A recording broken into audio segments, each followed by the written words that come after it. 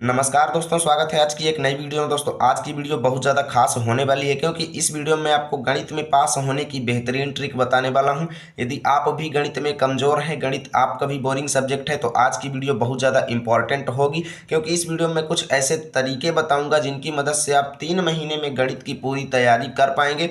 Plus board exam में आप अच्छे तरीके से क्वेश्चन भी हल कर पाएंगे और अच्छे अंक भी हासिल कर पाएंगे।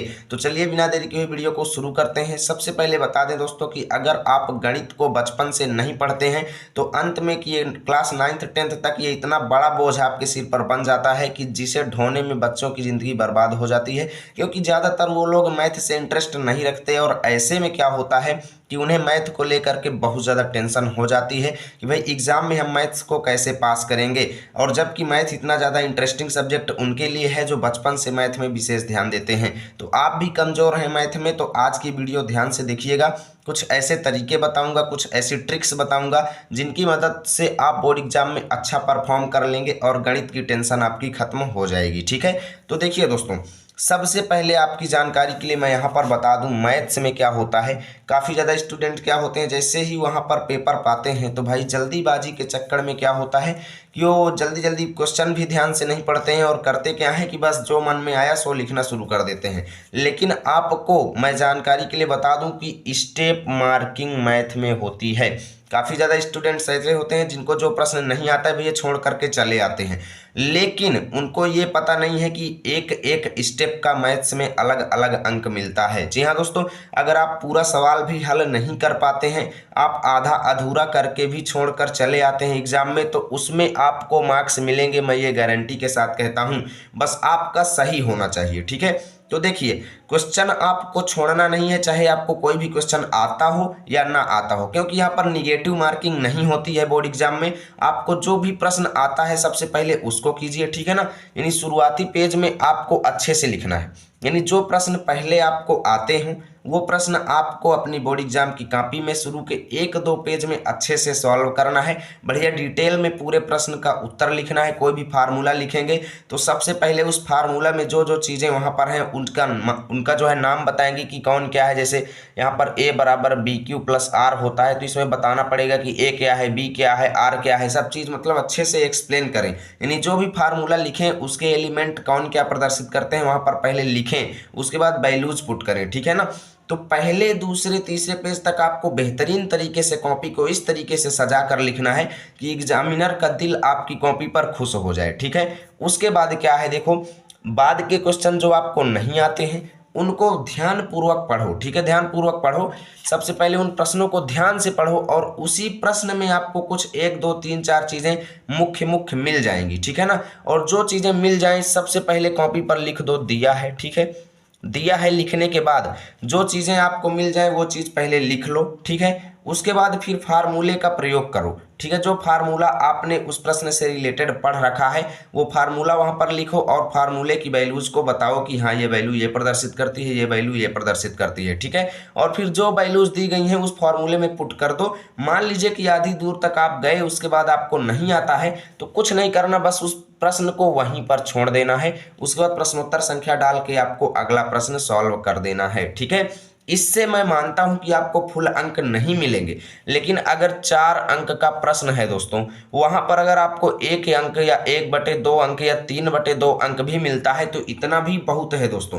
क्योंकि अगर हर प्रश्न जो आपको नहीं आता है उसमें भी अगर आप हाफ अंक या 3/2 अंक प्राप्त कर रहे हैं तो इतना ही जोड़ते जोड़ते आपका बहुत सारा अंक बन जाएगा। और अगर छोड़ करके चले आएंगे, मान लीजिए कि आपको 20 प्रश्न आते थे, 20 प्रश्न किए, बाकी प्रश्न छोड़ करके चले आएंगे, तो केवल मार्क्स उतने ही प्रश्न के मिलेंगे जितने आपने सॉल्व किए हैं। और पता लगा 20 में से आपके 10 गलत भी निकल गए, तब उसमें आपके क्या हो जाएगी, कॉपी एकदम बर्बाद हो जाएगी, आपको कुछ भी नहीं मिलेगा और फेल हो जाएंगे। ठीक है, तो अगर आप प्रश्न को गलत ही करेंगे, कुछ भी करेंगे, तो आपको वहां पर 1 अंक या आधा अंक कुछ भी मिलेगा तो वही जोड़ जोड़ करके बहुत ज़्यादा हो जाएगा। ठीक है, तो इसलिए प्रश्न को छोड़ना नहीं है। उसके बाद बात आती है ऑब्जेक्टिव क्वेश्चंस की। देखो इस बार सबसे बड़ी खुशी की बात यह है कि 20 ऑब्जेक्टिव क्वेश्चन हर विषय में आ रहे हैं। तो सबसे ज़्यादा इंपॉर्टेंट तो ये भी हो जाएगा कि अगर आपका कोई भी ऑब्जेक्टिव तैयार नहीं है, ठीक है, 20 MCQ आपके पेपर में आ रहे हैं, तो किसी प्रश्न में आप A नंबर को भर दीजिए, किसी प्रश्न में आप C नंबर को भर दीजिए, किसी प्रश्न में आप B नंबर को भर दीजिए। इसी तरीके से अगर आप 20 प्रश्न को करेंगे तो 20 में से कम 5 या 6 प्रश्न तो आपके अंदाजुआ सही हो जाएंगे, तुक्का लग जाएगा उसमें, ठीक है ना। और अगर 5 प्रश्न भी सही होते हैं तो 4 से 5 अंक आपको इसमें मिल जाएंगे। तो ये आपको देखना है कि ऑब्जेक्टिव क्वेश्चंस को भी छोड़ना नहीं है, आता हो या ना आता हो, भाई आपको भरने में क्या जाता है, उनको हल करने में आपका क्या जाता है, ठीक है। आपको ऑब्जेक्टिव क्वेश्चंस को भी हल करना है, चाहे गलत ही करें, लेकिन कुछ भी करें लेकिन करें। खाली छोड़ने से अच्छा है दोस्तों कि आप गलत ही लिखें, ठीक है ना। बस आपको वहां पर कॉपी में अपशब्द का यूज नहीं करना है, गाली गलौज वगैरह, या फिर उनसे दया प्रार्थना की भीख बिल्कुल भी नहीं मांगना है। आप सवाल को हल करें, ठीक है ना, कुछ भी आए आप लिखें।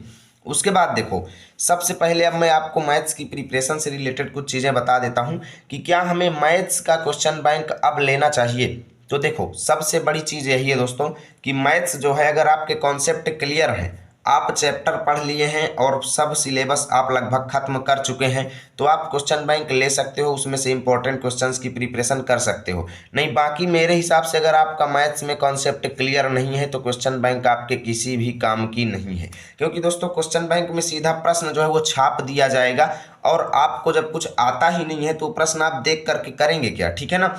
देख करके वो प्रश्न को आप करेंगे क्या। तो क्वेश्चन बैंक आपके किसी काम का नहीं है। आप लेना चाहते हैं तो मॉडल पेपर ले सकते हैं और उसमें से क्वेश्चंस आप सॉल्व कर सकते हैं, अगर आपका कॉन्सेप्ट क्लियर है तो। अब आप में से कई लोग कहेंगे भाई हमने तो कुछ पढ़ा ही नहीं है मैथ में। तो भाई जो लोग नहीं पढ़े हैं ना, उनके लिए कुछ खास चीज़ें बता रहा हूँ। वो 3 महीने अब ये चीज़ पढ़ेंगे। कितने महीने? 3 महीने, ठीक है ना। 3 महीने आपको ये चैप्टर्स डेली पढ़ने हैं, और इतने चैप्टर्स अगर आप अच्छे तरीके से पढ़ लेते हो, इतने चैप्टर अगर आप अच्छे तरीके से पढ़ लेते हो ना, तो मैं ये कहता हूँ कि 70 अंक का अगर आपका पेपर है तो इतने में से आपके 35 से 40 से 45 अंक तो आपके बन ही जाएंगे। प्लस इसी में आपका कुछ प्रैक्टिकल भी जुड़ जाएगा। मान लीजिए 30 आपका प्रैक्टिकल हो गया, 40 अंक आपने हासिल किया, तो 70 अंक आपके अच्छे से बन जाएंगे, और इतना ही आपके लिए बहुत है अगर आप कुछ भी नहीं पढ़े हैं तो। और बाकी जो लोग पढ़े हैं तो भाई वो तो अच्छा अंक स्कोर करेंगे, किसी के 90 जाएंगे, किसी के 95 जाएंगे। तो भाई अगर आपने बचपन से पढ़ाई नहीं की, मैथ्स को एकदम इग्नोर करते रहे, तो आपको तो अब बेनिफिट होगा ना कि आप 70 में ही लटक जाएंगे। तो आप पास कैसे हो ये चीज़ सोचो, अगर आप अभी तक कुछ नहीं पढ़े हो तो, ठीक है। और थोड़ा बहुत पढ़े हो तो आप मॉडल पेपर ले लो, क्वेश्चन बैंक ले लो, उनको सॉल्व करते रहो, ठीक है। देखो सबसे पहले आपको बहुपद चैप्टर पढ़ना है, और द्विघात समीकरण चैप्टर पढ़ना है, और 2 चरों वाले रैखिक समीकरण। ये 3 चैप्टर ऐसे हैं दोस्तों जो आपको कक्षा 7 से लेकर 8 तक ही पढ़ा दिए जाते हैं, और इनको 1-2 बार पढ़ेंगे तो आपको अच्छे से समझ में आएगा, अगर आप 7-8 में मेहनत किए हैं तो, ठीक है। और ये 3 चैप्टर मिल करके आपके 18 अंक के आने वाले हैं। कितने अंक के? 18 अंक के, यानी काफ़ी ज़्यादा बेनिफिट इसमें होने वाला है, ठीक है। तो ये 3 चैप्टर आपको पढ़ना है, बहुत सिंपल है, इसमें कोई भारी कंसेप्ट भी नहीं लगना है, एकदम आसान तरीके से आप इनको सॉल्व कर लेंगे, ठीक है। उसके बाद निर्देशांक ज्यामिति चैप्टर तो भाई बहुत ही ज़्यादा खास है, इससे दीर्घ उत्तरीय प्रश्न भी बनते हैं 6-6 अंक के, 7-7 अंक के, ठीक है ना। तो ये चैप्टर पढ़ लो, और वृत्त चैप्टर पढ़ लो, इसमें से एक प्रश्न तो आपका दीर्घ उत्तरीय मिलेगा जिसमें चित्र बनाना पड़ेगा, तो ये बहुत ज़्यादा इंपॉर्टेंट है। और अगर मैं कहूँ ना दोस्तों कि अगर आप सांख्यिकी चैप्टर को अच्छे से पढ़ लेंगे ना, तो आप सांख्यिकी में से अगर आपके टोटल 50 अंक आते हैं तो सांख्यिकी के उसमें 20 अंक रहेंगे। जी हाँ, ये बहुत ज़्यादा खास चैप्टर है, क्योंकि इससे जो है ना दीर्घ उत्तरीय प्रश्न बनेंगे, और सारणी बना करके उनको सॉल्व करना पड़ेगा, और बहुत ही सिंपल सवाल होते हैं, बहुत ही सिंपल। ना कोई कॉन्सेप्ट पढ़ने की ज़रूरत है, ना कुछ करने की ज़रूरत है, बस आपकी कैलकुलेशन यानी जोड़ घटाना गुणा भाग मजबूत होना चाहिए। आप इसके माध्य माध्यक बहुलक सब कुछ अच्छे से निकाल लेंगे। तो खासकर सबसे पहले शुरुआत आपको सांख्यिकी चैप्टर से करनी है, ठीक है ना। सांख्यिकी चैप्टर आपको पहले पढ़ना है। उसके बाद वृत्तों से संबंधित क्षेत्रफल चैप्टर, ये जो है त्रिज्यखंड तथा वृत्तखंड का क्षेत्रफल निकालने के लिए कहा जाता है, और ये बहुत ज़्यादा इंपॉर्टेंट टॉपिक है और बहुत ही सिंपल है। सबसे खास ये है, खास बात ये है, ठीक है ना। तो इतने चैप्टर पढ़ना है, और इन चैप्टर्स के प्रत्येक फार्मूले आपको तैयार करना है। फार्मूले तैयार करेंगे तभी आप सवाल जो है लगा पाएंगे, आपका दिमाग खुलेगा सवाल को देखते ही और आप फार्मूला का यूज करके सवाल लगा लेंगे, ठीक है ना। तो फार्मूले आपको जरूर याद करना है, खासकर लिख लिख करके फार्मूलों की तैयारी करो तो आपको बेहतरीन तरीके से आप तैयार कर पाएंगे और अच्छे से फार्मूले याद हो जाएंगे। तो आज की इस वीडियो में कुछ मैंने तरीके बताए हैं जिनकी मदद से आप बोर्ड एग्जाम में मैथ्स में अच्छे अंक ला सकते हो। बस आपको 3 महीने इसे फॉलो करना है, ठीक है। यदि वीडियो अच्छी लगी तो लाइक करना, दोस्तों के पास शेयर करना ताकि उनको भी रोजाना की ऐसी वीडियो समय समय पर मिलती रहे।